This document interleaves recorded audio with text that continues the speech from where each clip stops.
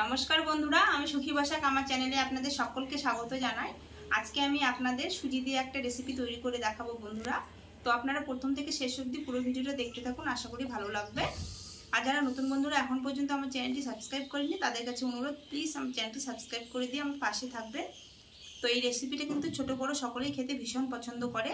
আর সুজির এই রেসিপিটা তৈরি করতে আমি কি কি উপকরণ নিয়েছি আপনাদের বলে দেব। এখানে আমি নিয়েছি 1 প্যাকেট সুজি, নিয়েছি হাফ বাটি ময়দা, আর নিয়েছি এখানে গুঁড়ো চিনি, নিয়েছি 1 পোয়ার মতো দুধ। আর এই দুধটা কিন্তু ভালো করে ছেঁকে নিয়েছি, আর এটা কাঁচা দুধ। আর এখানে নিয়েছি সাদা তেল। উনুনটা ধরিয়ে নিয়েছি বন্ধুরা, আর উনুনের মধ্যে কিন্তু একটা আমি কড়াই বসিয়ে দিয়েছি, আর কড়াইটা গরম হয়ে গেছে। এরপর 1 বাটি সুজি নিয়েছি, এই সুজিটা দিয়ে দেব। সুজিটা কিন্তু হালকা হিটে ভেজে নিতে হবে, হালকা করে, খুব একটা বেশি লাল করতে হবে না। সুজির যে একটা কাঁচা গন্ধ সেটা কিন্তু থাকবে না। সুজিটা আমার ভাজা হয়ে গেছে হালকা করে, আর খুব একটা বেশি ভাজবো না, এরকম সাদা সাদাই থাকবে বন্ধুরা। এরপর দিয়ে দেব ওই বাটি মেপে এখানে 2 বাটি দুধ। আপনারা চাইলে বন্ধুরা এর মধ্যে কিন্তু গুঁড়ো দুধও দিতে পারেন। আমি এখানে গরুর দুধ দিলাম, আর এই গরুর দুধটা দিলে কিন্তু খেতে খুব ভালো হয়, টেস্ট হয়। আমি এখানে কিন্তু জল দেব না। এর মধ্যে দিয়ে দেবো সামান্য একটু লবণ, আর এই লবণটা দিলে কিন্তু খেতে খুব ভালো লাগে। দেখুন বন্ধুরা, ভালো করে কিন্তু নাড়াচাড়া করে নিয়েছি, আর দুধটা কিন্তু পুরোটাই টেনে নিয়েছে।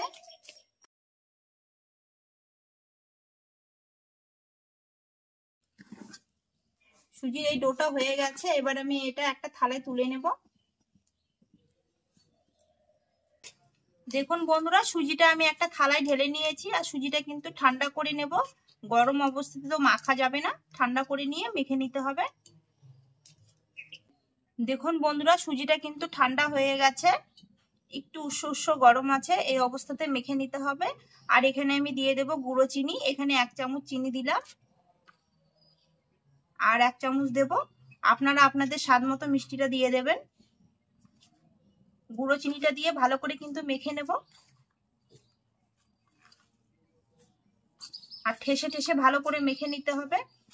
চিনিটা দিয়ে মাখার পর কিন্তু বন্ধুরা একটুখানি নরম হয়ে আসবে, এখানে কিন্তু ভয়ের কিছু নেই। পরে সামান্য একটু ময়দা দিয়ে আবার মেখে নেব।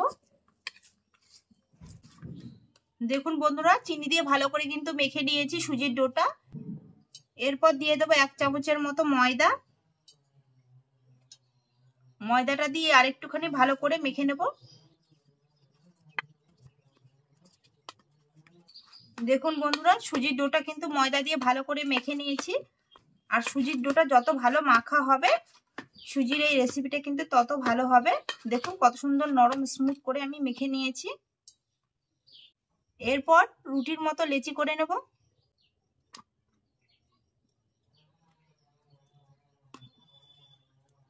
দেখুন বন্ধুরা, এখানে আমি 5টা লেচি করে নিয়েছি। বন্ধুরা, এখানে আমি একটা রুটি বেলনা নিয়েছি দেখুন, আর একটা লেচি ভালো করে ময়দার উপরে লাগিয়ে নিয়েছি। এরপর রুটির মতো বেলে নেব।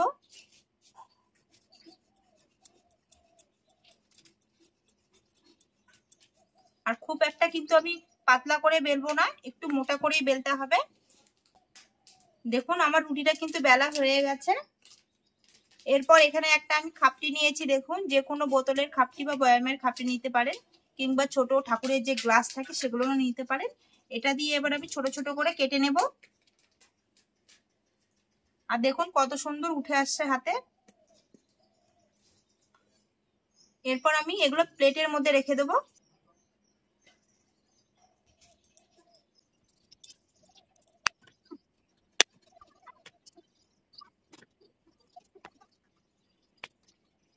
একবারে আমি 10টা কিন্তু তৈরি করে নিয়েছি, দেখুন এরকম। আর কত সুন্দর লাগছে এগুলো দেখতে। একইভাবে আমি সবগুলো তৈরি করে নেব। বন্ধুরা দেখুন, সবগুলো কিন্তু ভালো করে আমি কেটে নিয়েছি গুলি করে, ছোট ছোট করে। এরপর এক এক করে আমি তেলের মধ্যে ছেড়ে দেবো, আর তেলটা কিন্তু ভালো করে গরম করে নিতে হবে।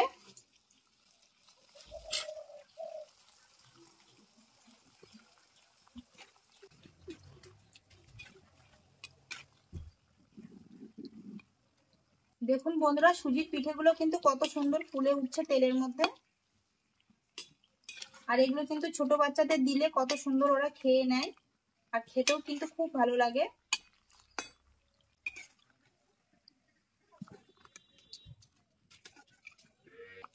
একইভাবে এই পিঠেগুলো ভেজে নেব।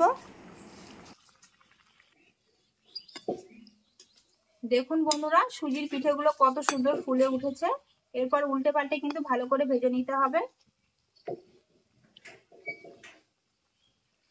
সুজির এই পিঠেগুলো ভাজা হয়ে গেছে, তুলে নেব। একইভাবে আমি সব পিঠেগুলো ভেজে নিয়েছি। আর দেখুন, এক প্লেট ভাজা হয়ে গেছে, আর দেখতে কত সুন্দর হয়েছে।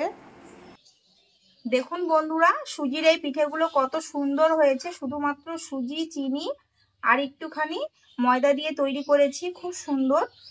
আর এটা কিন্তু দেখতেও যতটা সুন্দর, খেতে কিন্তু তার থেকে আরো বেশি ভালো বন্ধুরা।